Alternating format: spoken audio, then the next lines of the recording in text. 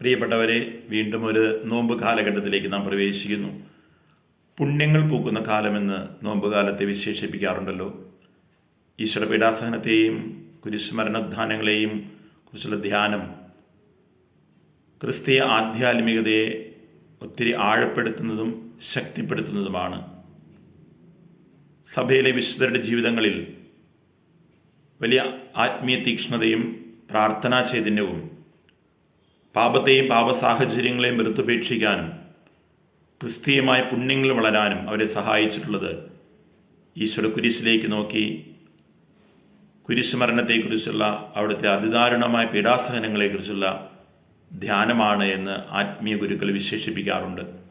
ഇന്നത്തെ കാലഘട്ടത്തിലും കത്തോലിക്ക സഭയിൽ നോമ്പുകാലത്തിൽ ഒത്തിരി ഭക്താഭ്യാസങ്ങൾ ഈശ്വര പീഡാസഹനങ്ങളെ കുരിശുമരണത്തെ ആസ്പദമാക്കി അടിസ്ഥാനമാക്കി നമ്മളും അനുഷ്ഠിക്കാറുണ്ട്. നമുക്ക് വളരെ സുപരിചിതമായ കുരിശിൻ്റെ വഴിയും കരുണക്കൊന്തയും ഈശ്വര 5 മുറിവുകളെക്കുറിച്ചുള്ള തിരുമുറിവുകളെക്കുറിച്ചുള്ള ജപമാലയും തിരുരക്തജപമാലയും തിരുമുഖ ജപമാലയും ഒക്കെ ഒത്തിരി പേർ വലിയ ഭക്തിയോടെ അനുഷ്ഠിച്ച് ആധ്യാത്മികതയിൽ വളരുന്നുണ്ട്.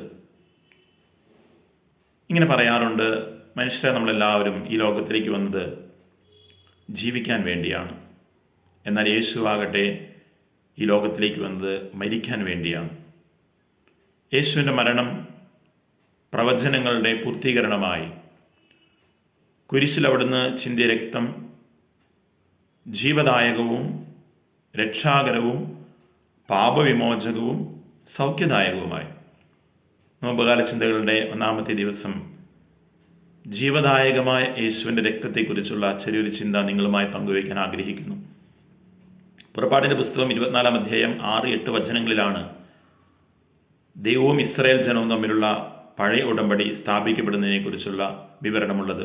ഉടമ്പടിയുടെ വചനങ്ങൾ ദൈവം പറഞ്ഞു കൊടുത്തത് മോശ ഇസ്രായേൽ ജനത്തെ വായിച്ച് കേൾപ്പിച്ചതിന് ശേഷം സമാധാന ബലി അർപ്പിക്കപ്പെട്ട കാളകളുടെ രക്തം ഇസ്രായേൽ ജനങ്ങളുടെ മേൽ തളിച്ചുകൊണ്ട് പഴയ ഉടമ്പടി സ്ഥാപിക്കപ്പെടുന്നു.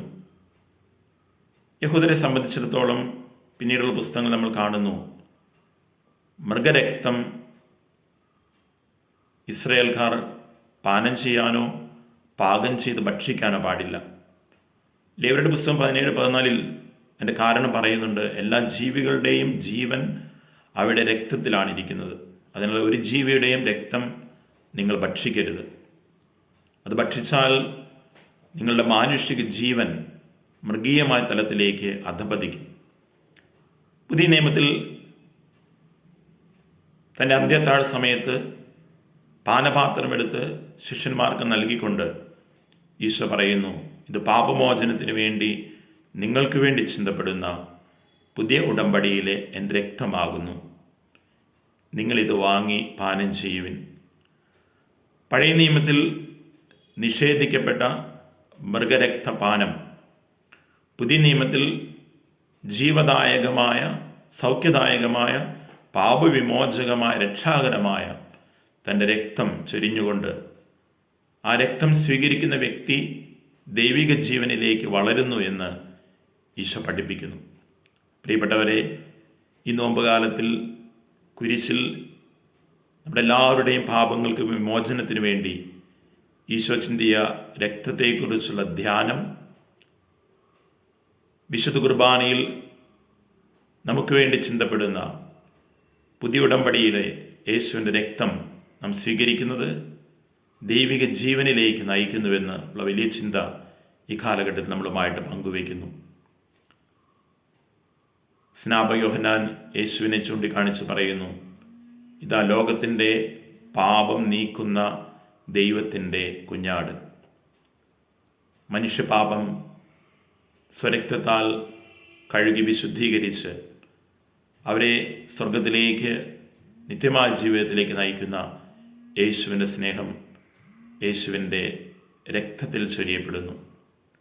ഈ നോമ്പുകാലത്തിലൂടെ കടന്നു പോകുമ്പോൾ നമുക്ക് വേണ്ടി ബലിയർപ്പിക്കപ്പെട്ട യേശുവിൻ്റെ ജീവദായകമായ രക്തത്തിൻ്റെ വലിയ സൗഭാഗ്യം അത് നമുക്ക് നൽകുന്ന വിശുദ്ധീകരണം, അത് നമുക്ക് നൽകുന്ന പരിശുദ്ധാത്മാഭിഷേകം, അത് നമ്മുടെ ജീവിതത്തിലേക്ക് സ്വീകരിച്ചുകൊണ്ട് ദൈവത്തിൻ്റെ സ്വന്തം ജനമായി തീരാൻ ഈശോയുടെ പീഡാസഹനങ്ങളെക്കുറിച്ചുള്ള ഈ ധ്യാനം നമ്മെ സഹായിക്കട്ടെ.